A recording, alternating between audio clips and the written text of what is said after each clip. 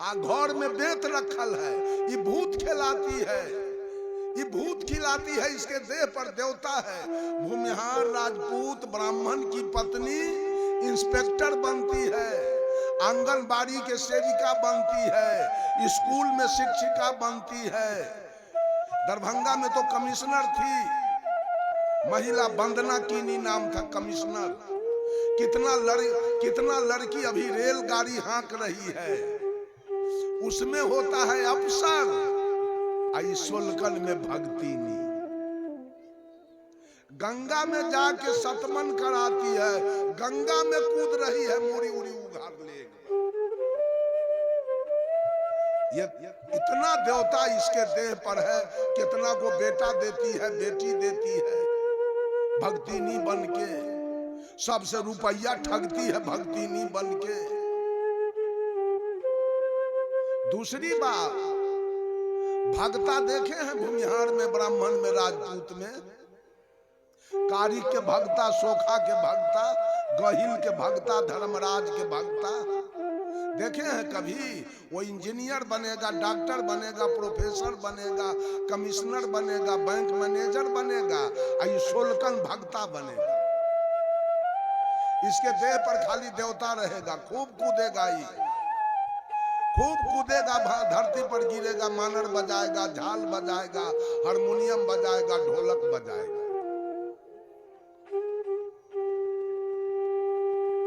दूसरी बात, कोई उच्च जाति की महिला को आप लोगों ने शिव चर्चा करते देखा है? उच्च जाति ब्राह्मणी शिव चर्चा में मिली है, राजपूतनी मिली है, भूमिहारिन कभी मिली है? सोलकन के बहुजन समाज के औरत सब पति के तो ईटा ढोई ढोई चिमनी में बाल उड़ गया माथा के, आई शिव चर्चा करती है, जागा जागा महादेव। और बात सुन लीजिए, एक भी उच्च जाति की बेटी किसी जग में कलशा उठाने नहीं जाती है, ये सोलकन के बेटी कूद के जाती है कलशा। उस भगवान के नाम पर कितना रुपया खर्च हो रहा है साल में भगवान के नाम पर कितना रुपया खर्च हो रहा है, वो कहां से पूर्ति होगा? एक मुसलमान से मैंने पूछा, आपके जाति में कै गो जब बड़ त्योहार होता है? तो मुसलमान भाई ने कहा कि हमारे जाति में मात्र दो, एक ईद और एक बकरीद, बस एक ईद एक बकरीद। हमारा हिंदू समाज में जरा सा देख लीजिए, सालों भर में एक दिन छुट्टी नहीं है। अब मिला क्या? छुट्टी नहीं है बड़ा त्योहार से, तीरथ से, अब पाए क्या? कै बीघा जमीन पा गए, कै गो बेटा इंजीनियर डॉक्टर हुआ, वो पढ़ा है, चौधरी सिंह का लड़का, शंकर सिंह का लड़का पढ़ा है तो दरोगा हुआ है, इंजीनियर हुआ है। मेहनत करने पर, पढ़ने पर हुआ, तीरथ व्रत करने पर और भूत खिलाने पर और पूजा करने पर किसी का बेटा न इंजीनियर हो सकता, न डॉक्टर हो सकता और न वो कलेक्टर हो सकता है।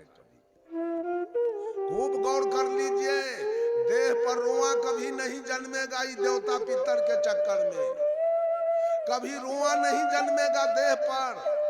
कभी जितिया में खर्च होगा, कभी करवा चौथ में खर्च होगा, कभी कर्मा धर्मा में खर्च होगा, कभी तीज में खर्च होगा, कभी सौनी घड़ी में खर्च होगा, कभी चकचंदा में खर्च होगा, कभी छठ में खर्च होगा, कभी काली पूजा में खर्च होगा, कभी दुर्गा पूजा में खर्च होगा, कभी बैजनाथ जाने में खर्च होगा, कभी जगन्नाथ जाने में खर्च होगा, कभी वैष्णो देवी जाने में खर्च होगा, कभी कुंभ में जाने में खर्च होगा, कभी अयोध्या जाने में खर्च होगा, कभी प्रयाग जाने में खर्च होगा, कभी भगत कराने में, सालों भर अब मिलेगा कुछ नहीं। मिलेगा कुछ नहीं, जमीन नहीं खरीदा सकेगा, मकान नहीं बनेगा, नौकरी नहीं पाएंगे। मैं कहता हूं सारा ही झंझट किसका दिया हुआ है उसको पहचान लो, इस झंझट को त्याग दो, उस पैसा को बचा लो, उस पैसा बचा के जमीन खरीद लेना, वो पैसा बचा के मकान बना लेना, उस पैसा को बचा के बेटा को पढ़ा लेना, उस पैसा को बचा के बेटी को पढ़ा लेना, उस पैसा को बचा के बेटी के ब्याह में दहेज दे देना। माता बहनों, बहुत बड़ा राजनीति लगा हुआ है, ये देवी देवता के परोक्ष के चलते पूजा करते करते आप दिन पर दिन गरीब बनते चले, अमीर बनना नहीं है। लेकिन ये कबीर मंच आपको दलित नहीं बनाएगा, कबीर मंच आपको अमीर बना देगा, कबीर मंच आपको बीड़ी पीना छोड़वा देगा, कबीर मंच आपको सिगरेट, एक सिगरेट का दाम है 10 रुपया, कबीर मंच आपको सिगरेट पीना बंद करा देगा, कबीर मंच आपको गांजा पीना बंद करा देगा, कितना महंगा गांजा है। कबीर मंच आपको दारू पीना बंद कराएगा, जो 55 रुपया एक बोतल का दाम है वो बंद करा देगा। कबीर मंच आपको मांस खाना बंद कराएगा, जो 700 रुपए किलो मांस बिक रहा है। कबीर मंच आपको मछली खाना बंद करा देगा, कबीर मंच आपको बीड़ी सिगरेट पीना और जर्दा किमाम और शिखर पराग खाना बंद कराएगा। कितना रुपया बचेगा आपका? विकास होगा कि हरास होगा? बोलिए, विकास होगा कि हरास हो जाएगा? सब लोग जरा विचार कर लीजिए, सोच समझ लीजिए, जहां आए हैं वहां से संदेश लेके जाइए कि मंच का क्या संदेश हो रहा है। सारे विकार को छोड़ दीजिए, सारे नशाबाजी को छोड़ दीजिए, सारे गलत भोजन को छोड़ दीजिए, सारे पूजा त्योहार को छोड़ दीजिए, और पूजा करना है तो अपने अपने, औरत हैं तो अपने सास और अपने ससुर का पूजा कीजिए, मर्द हैं तो अपने माँ और अपने बाप और अपने सतगुरु का पूजा कीजिए। जो भी भोग रहे हैं, जो भी ससुराल में भोग रहे हैं, जो भी जमीन उपजा के खा रहे हैं, वो ससुर का दिया हुआ है, वो ससुर के बाप का दिया हुआ है।